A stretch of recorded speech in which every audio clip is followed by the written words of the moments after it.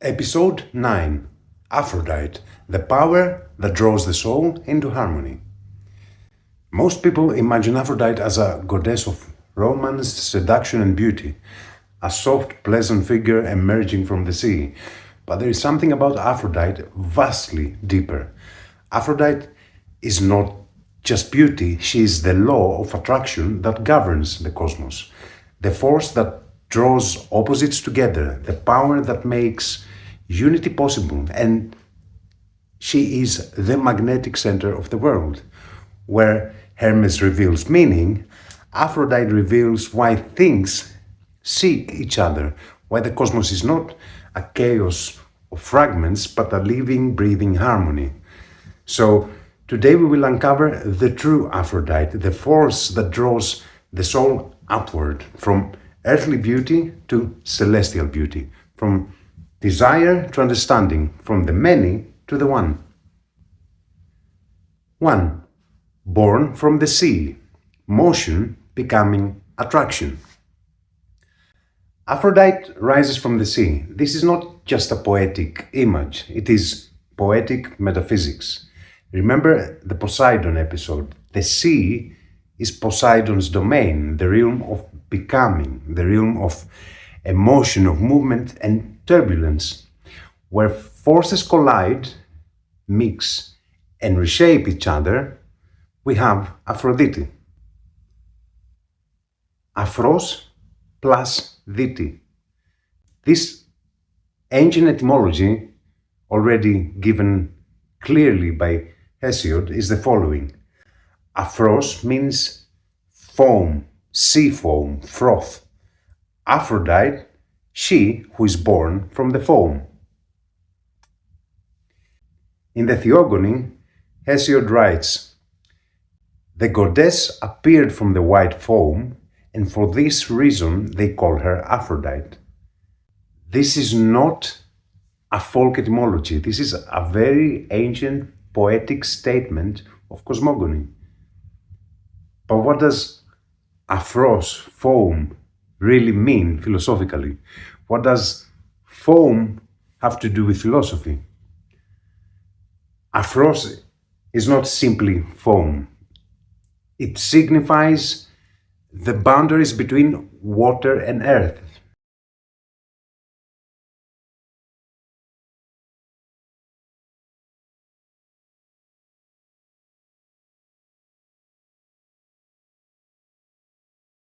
The moment when movement becomes visible, it is the surface of Genesis. Foam is not a substance, it is a phenomenon produced by intensity and motion. So Aphrodite is not born from matter, she is born from a relation of forces.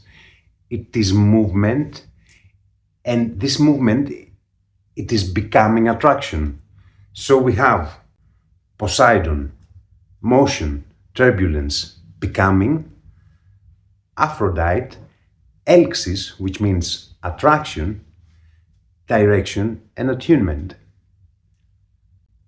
Foam marks the point where blind, invisible motion acquires a form through relation. And when attraction enters motion, Ήλξις takes the form of a helix, a spiral.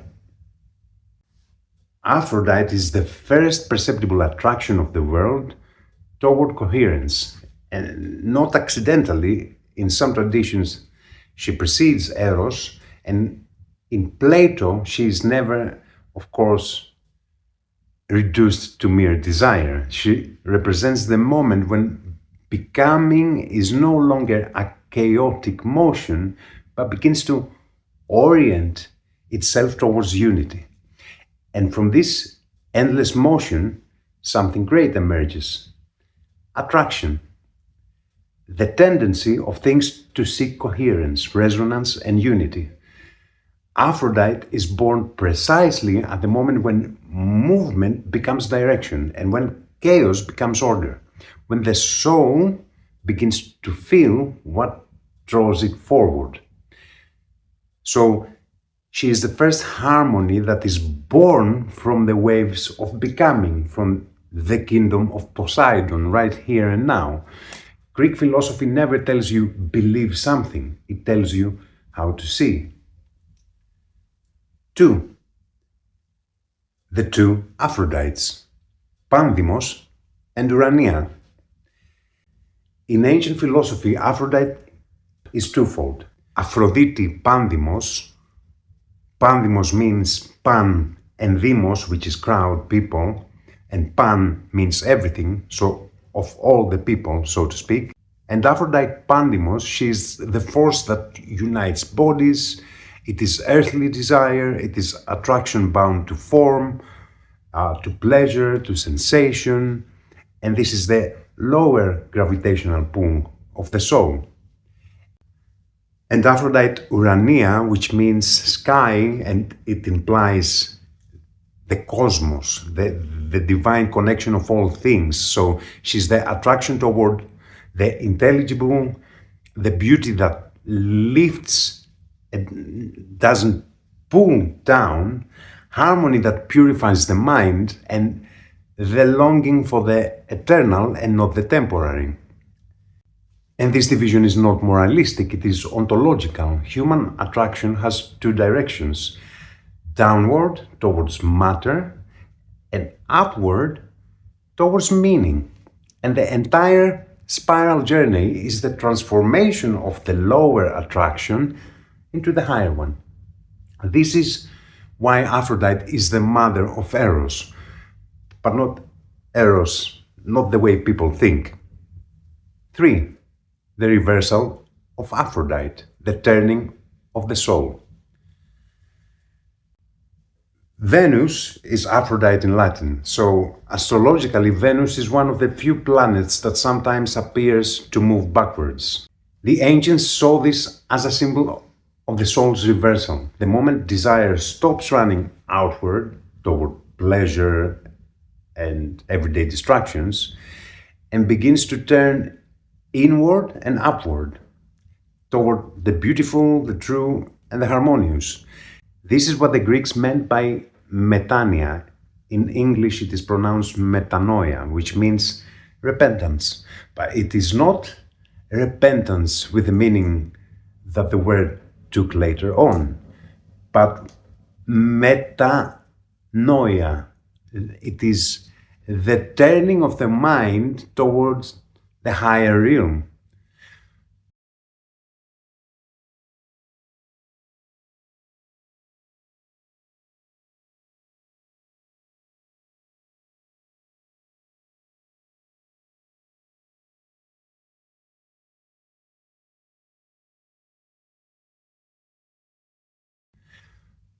Pandeimos, Aphrodite, binds the soul downward, and Urania reverses its motion and draws it towards the cosmos.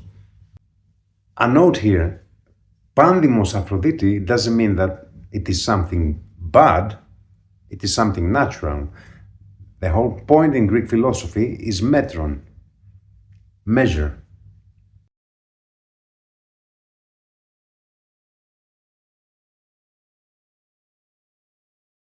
4. Phosphoros, Lucifer, the bringer of light.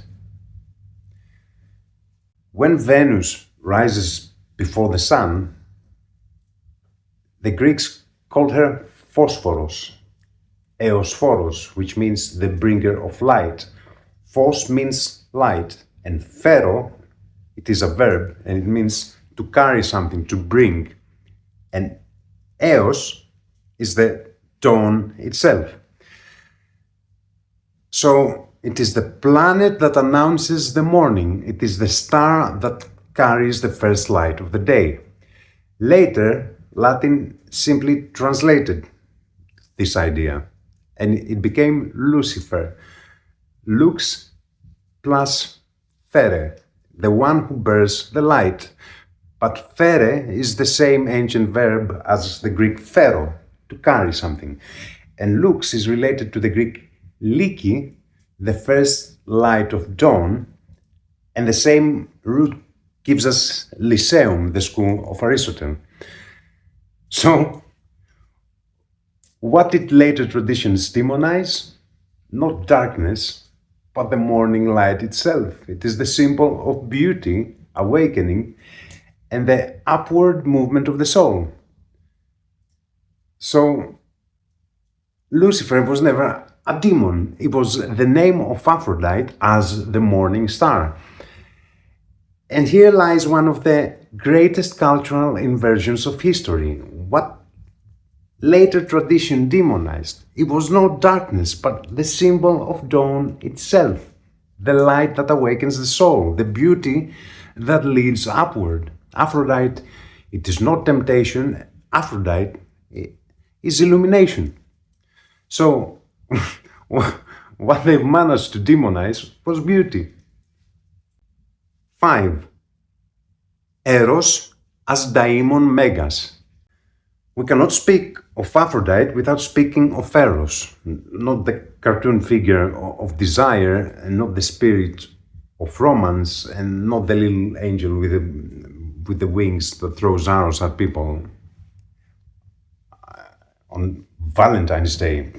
Plato is very clear in the Symposium. Eros is not a god. Eros is a daimon, a great intermediary.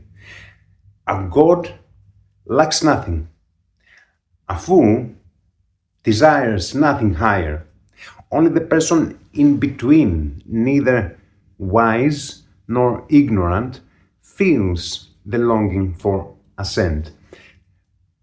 Wisdom is one of the most beautiful things in existence, and Eros is the longing for the beautiful, and Eros is the tension towards the beautiful.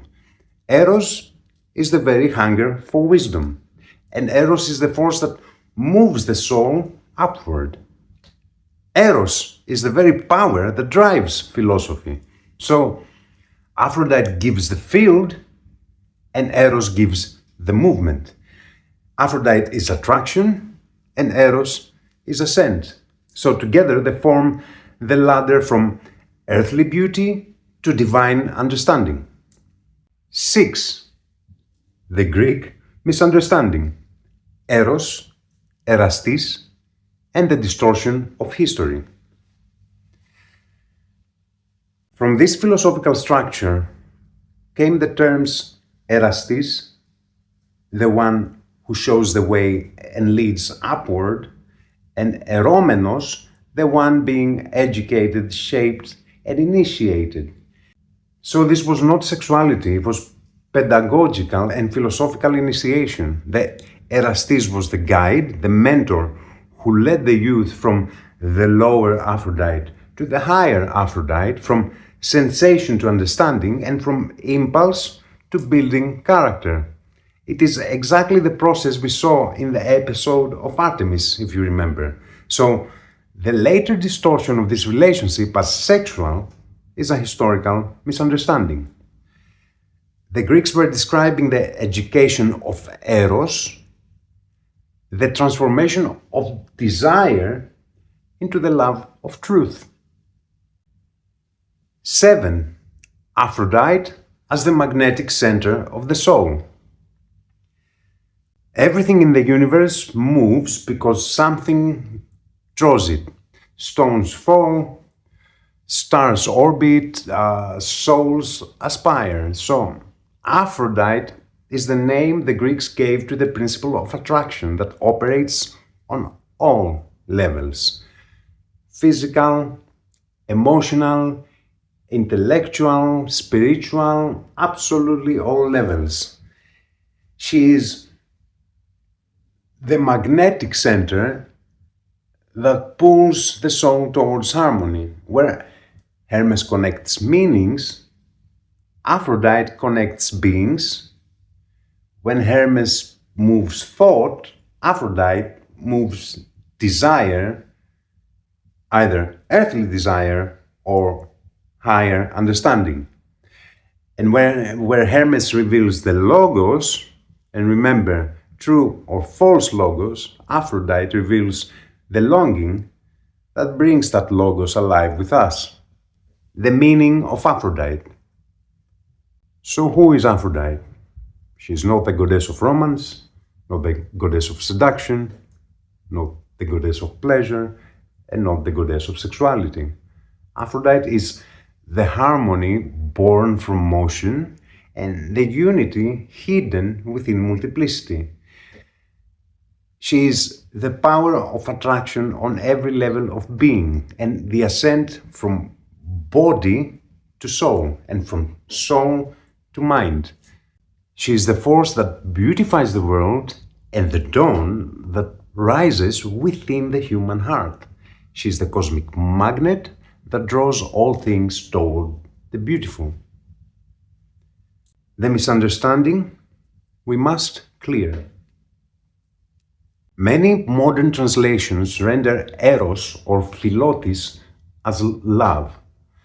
And this is fundamentally wrong because love is soft, emotional, sentimental, and it belongs to the psychology of affection. But the Greeks were describing the architecture of reality. Eros is not romantic love. It is the upward tension of the soul toward the beautiful. It is the dynamic force that pulls a being from ignorance toward insight. It is what Gurdjieff was calling magnetic center. So, Plato is explicit. Eros is a daimon, a metaphysical drive, a philosophical hunger, the very engine of ascent. It is not a feeling, it is a force. Φιλότης. Empedocles calls Aphrodite Φιλότης, and Φιλότης is not affection, kindness, or tenderness. It is the integrative power of the cosmos. It is the principle of cohesion, of affinity, and harmonic unification, the force that binds elements together, stabilizes worlds, and holds reality in order. As Empedocles writes, though Φιλότης is always present, humans fail to perceive her. People do not fail to see beauty because beauty is rare. They fail to see it because their inner world is fragmented. Aphrodite appears only when the soul becomes capable of perceiving coherence. To translate eros or Φιλότης as love is to flatten the Greek world into modern sentimentality and to totally erase their metaphysical depth.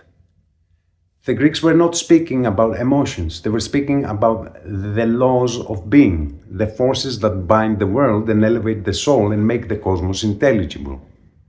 If Aphrodite is the power that draws the world into harmony, the next god is the force that tests that harmony through conflict. The episode 10 is Ares, the fire that forges the inner warrior. Where Aphrodite draws the soul upward, Ares burns away what prevents its ascent.